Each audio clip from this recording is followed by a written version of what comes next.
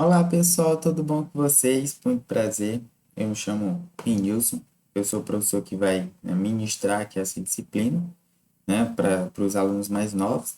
Sou eu quem vou dar a disciplina de lógica de programação e hoje a gente vai vai aprender, né, um assunto interessantíssimo relacionado, né, às estruturas de seleção.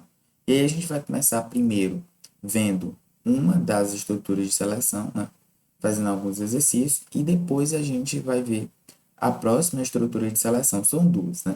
A primeira que a gente vai ver aqui é o se não. Essa é a estrutura, né, que a gente utiliza no Portugal para utilizar esse comando, tá? Para utilizar essa estrutura de seleção. Se não. A gente vai ver detalhadamente como que funciona a sintaxe desse comando, né, para a gente poder aplicar lá no nosso programinha. E aí, a gente vai ver também nessa videoaula o que são as condições, como é que o programa interpreta essas condições, como é que elas aparecem na programação. E também a gente vai ver as condições encadeadas, né? Quando a gente quer juntar várias condições em uma única só. A gente precisa encadear várias condições, às vezes, nos nossos programas, é para deixar o programa bem mais inteligente. E aí a gente também vai ver como que funciona, como fazer essas condições encadeadas. Primeiro, né, vamos ver como é que funcionam essas condições, como é que aparecem, né, essas condições na linguagem de programação. Lembra lá, né? Eu vou pegar um pouquinho aqui da memória de vocês, mas lembra lá quando eu passei, né, aquele exercício relacionado aos operadores e às condições, né? Onde o programa ele vai retornar se é verdadeiro ou é falso, né? Ou seja, as proposições elas vão ser verdadeiras ou vão ser falsas. Como por exemplo na sexta questão, foi na sexta questão lá do nosso exercício, na letra A diz o seguinte, olha, 5 menos 20 é maior do que 7. E de fato, né? Cinco menos 20 não é maior do que 7. Isso é uma proposição falsa, porque 5 menos 20 vai dar menos 15, né? E menos 15 não é maior do que 7. Menos 15 é um número negativo. E, portanto, isso vai ser falso, né? Então, nesse caso aqui, o nosso programa, se eu colocasse ele para escrever essa proposição, ele ia printar na tela simplesmente falso, entendeu? Então, quando eu utilizo um operador lógico relacional, ou seja, quando eu vou relacionar um número com outro, uma proposição com outra, ou um dado com outro, que usa um operador relacional, como maior que, igual, menor que, diferente, eles interpretam isso, né, como uma condição. O nosso programa interpreta isso como uma condição. E aí ele só vai retornar falso ou verdadeiro. Em algumas outras linguagens, né, também retorna nulo ou não é um número. Mas nessa linguagem aqui, do Portugal, a gente vai trabalhar apenas com falso e verdadeiro. Quando vocês se ambientarem nessas condições, vai ser muito simples, muito fácil compreender o que é um valor nulo, um retorno nulo e um retorno que não é um número, tá? Então sempre vai acontecer isso. Seja ele uma string, seja ele um valor numérico, né? Seja ele um texto, na verdade, ou um valor numérico. Tanto faz. Se tiver um operador lógico, o nosso programinha ele vai retornar um falso ou um verdadeiro. E aí é que entra, né? Olha que sim, até coloquei, né, uns códigos relacionados a isso. Ó. Escreva, né, essa proposição aqui de dentro. Coloquei aqui dentro do comando escreva. Então, de fato, ele vai retornar aqui falso, né, na primeira linha. Na próxima linha, ó, tem um operador de adição aqui que é o i, né? Esse operador aqui, lógico, também a gente utiliza, né, para relacionar as condições. Então, entra aqui naquela tabela, né, verdadeiro ou falso, que a gente viu lá naquela aula. Então, olha só, 9 é maior ou igual a 10 e 1 é menor do que zero. Primeiramente, 1 não é menor do que zero, então aqui já é falso de cara. Se um deles é falso, então toda a condição é falsa porque eu estou utilizando o operador i, ok? E aí ele retorna falso para a gente, né? Ele vai escrever lá na tela falso, simplesmente assim. Já o último é verdadeiro, porque 9 mod 3 é como se eu estivesse pegando o resto da divisão de 9 por 3, de fato vai dar zero, né? E isso é sim diferente de 10, portanto, ele vai escrever simplesmente que é verdadeiro. E aí é que entra a nosso comando se se não. Sempre vamos usar o se não quando a gente estiver trabalhando com uma condição. Então a gente vai ter lá o início, né, do nosso programinha. Sempre vai ter o início, né? E aí o nosso programinha vai encontrar uma condição. Essa condição vai ter dois caminhos, para um falso ou para um verdadeiro. Se a condição que a gente colocar lá for falsa, então ele segue para o bloco 1. Se caso for verdadeiro, ele segue para o bloco 2. E aí, depois, né, que ele sair desses blocos, de um desses blocos, na verdade, ele vai para o fim do algoritmo, certo? Então, olha só, se a condição for falsa, ele não vai executar o bloco 2, ele vai executar o bloco 1. Mas se a condição for verdadeira, ele não executa o bloco 1, ele vai para o bloco 2. Entendeu? Então, é como se fosse uma condição para que eu possa executar determinado bloco, entendeu? Dependendo dessa minha condição, ele vai executar uma coisa ou outra, ok? Sempre é isso. Ou se não, funciona dessa forma. Vamos ver um exemplo de como funcionam as condições encadeadas. Olha, a gente vai ter o início do nosso programa, né? A gente vai ter a nossa condição 1, ou seja, é como se agora a gente tivesse várias condições, né? Já que eu vou encadear várias condições umas nas outras. Então eu venho e digo assim, olha, se a condição 1 for verdadeira, então ele vai seguir esse fluxo aqui. Se a condição 2 for verdadeira, ele vai seguir esse fluxo aqui e vai para o final. Percebe que aqui ele tem vários caminhos para seguir. Ou ele vai seguir um, ou ele vai seguir outro. Nenhuma condição, né, vai fazer com que ele realize os dois caminhos ao mesmo tempo. Isso não vai acontecer. Ele só vai executar apenas um de cada vez, onde vai depender da condição. Ok? Então, olha só, nesse algoritmo aqui, ó, eu tenho a condição 1, ele testa se for falso ou verdadeiro, ele vai seguir por um determinado caminho. Se caso a condição for verdadeira, ele vai testar uma outra condição, entendeu? Se caso for verdadeiro, ele vai para o bloco 3. Se for falso, ele vai para o bloco 2 e segue para o final. Então, é dessa forma que a gente representa condições encadeadas. Vamos ver agora, né, como que funciona na linguagem de programação, como que ela é escrita, né, como que é a sintaxe desse comando. A gente vem com se, representa uma condição qualquer, dependendo aí da sua aplicação. Então, eu sempre tenho que ter esse então. Não necessariamente ele tem que vir com acento, tá?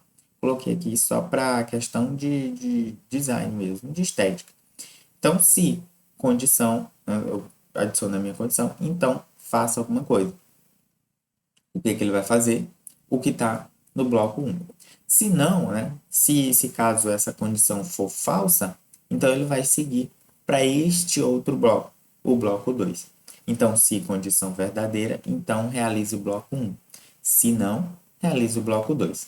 Ok? E aí, sempre eu tenho que vir com fim se. É como se eu tivesse dado um comando para o final do meu comando, ali naquela linha ali, tá? Depois do bloco 2, eu venho sempre com fim se. Sempre. Sempre tenho que vir com fim se para dizer que o meu comando acabou ali, ok? Então vamos ver um exemplo, né? Vamos ver como é que funciona na prática essa, esse comando de condição, tá? Vamos ver como é que funciona. A gente vai pegar aqui uma ideia básica que a gente pode criar uma porta onde só passa pessoas que tenham 1 metro de altura. É o máximo, tá? O máximo é pessoas de 1 metro de altura. Pode entrar menos? Pode, mas não pode entrar pessoas acima de 1 metro de altura. Então, Ana parece aqui que ela está na mesma altura da porta. Então, ok, ela pode passar. Já Jonas, ele é um pouco mais alto, né? Então ele não pode passar aqui. Portanto, eu podia aplicar uma condição. Olha, se a determinada pessoa for maior do que 1 metro, ela não entra na minha porta. Tá? Então, a minha porta vai ter um determinado limite, que eu chamei aqui de H limite. né? Foi a variável que eu chamei aqui. H_Ana é a altura da Ana, H_Jonas é a altura de Jonas e H_limite é a altura da minha porta máxima, né? O limite máximo de altura que pode entrar uma pessoa aqui nessa porta. Ok? E aí, como é que funcionaria na prática? Eu representaria dessa forma, olha só. Se H_Jonas for maior do que o H_limite, então escreva para ele, ou seja, print na tela lá para o João poder ler, né? Ou seja, ele vai printar o seguinte, olha, passagem proibida. Então significa que Jonas tem uma altura maior do que o limite necessário para passar pelaquela porta, entendeu? E aí, portanto, há uma passagem proibida. Se não, caso contrário, né? Ou seja, caso Jonas esteja menor ou igual à altura limite, então beleza, ele pode passar e eu vou só dizer divirta-se, ok? É assim que funciona a minha condição, né? E aí, no caso de condições alternadas, como é que seria? Eu viria com uma condição, né? E aí ele realizaria o bloco 1, caso essa condição fosse verdadeira. Caso fosse falsa, ele ia executar uma outra coisa. Aí eu vinha com se não.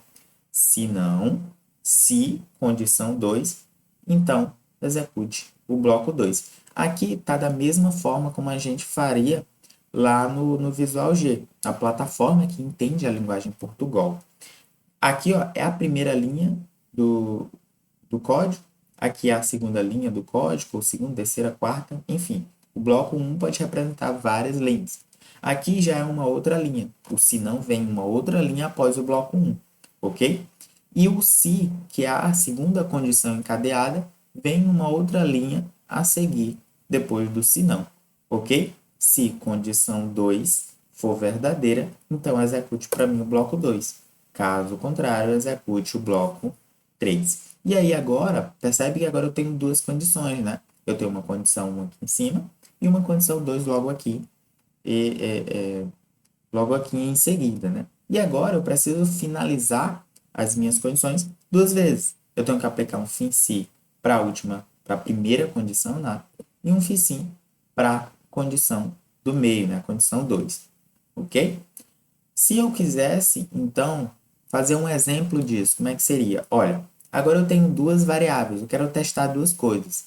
Eu quero testar a altura da Ana e eu também quero testar a idade da Ana. Porque agora na minha porta só pode passar pessoas que tenham no máximo 1 metro e quem está com uma idade aí acima de 4 anos. É como se fosse lá um parque de diversão, né, depois dessa porta e tivesse lá uma faixa etária, né, de anos para que a pessoa pudesse brincar nos brinquedos. Então, a idade máxima é de 4 anos. Talvez tivesse brinquedos que fossem pequenos demais e aí crianças poderiam engolir esse brinquedo e isso não seria legal, por exemplo.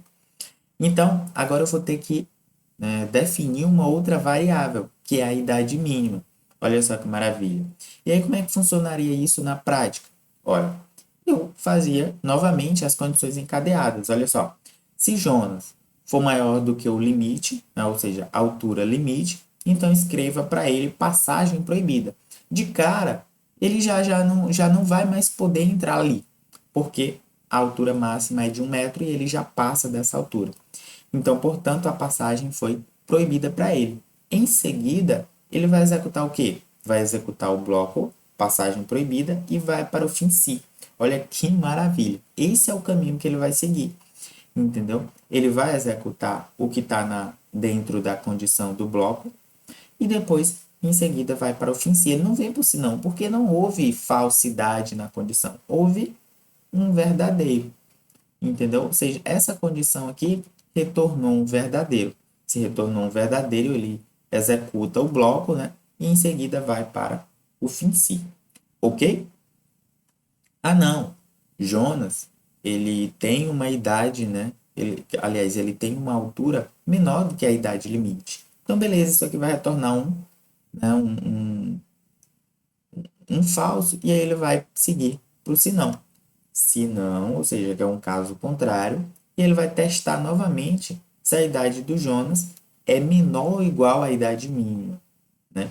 Se for menor ou igual à idade mínima, aí ele já não pode passar porque é proibido beber, né? Significa que a idade de Jonas é menor do que 4 anos. Talvez ele tenha 3 ou 2 anos. E aí ele já não pode passar por aqui, então é proibido beber. É isso que eu vou escrever. E aí ele vem para o fim si, ok? Depois desse fim si, ele vem para isso. Ok? A gente vai ver na prática como o programinha consegue executar tudo isso aqui nesses passos que eu estou explicando. E aí, caso contrário, né, ele vem para cá e diz divirta-se. Ou seja, caso contrário, com se Jonas tiver menos de 1 metro e se ele for maior do que 4 anos. Tá aí condições encadeadas. Né? Se eu quisesse mais condições encadeadas, quisesse colocar 3, 4, 10, 20, eu poderia fazer isso tranquilamente, não utilizando a mesma sintaxe, a mesma lógica. Adiciono uma condição, se não, ele vai executar uma outra condição para executar o bloco 2. Caso contrário, ele vai para uma terceira condição para executar o bloco 3. Se não, se essa condição 3 for falsa, então ele executa para mim o bloco 4. E aí, novamente, eu preciso fazer 3 fins si, porque agora eu usei 3 condições. Então, é sempre assim. Se eu utilizar 10 condições, eu vou ter que finalizar 10 vezes. Se eu utilizar 20 condições, eu tenho que finalizar 20 vezes. Então, é sempre assim a lógica, sempre vai ser essa. Ok, pessoal, então, essa foi a nossa aula sobre estruturas de seleção. Beleza, pessoal? Então, tchau, tchau. Até mais. Na próxima aula, a gente vai ver, né, outra estrutura de seleção.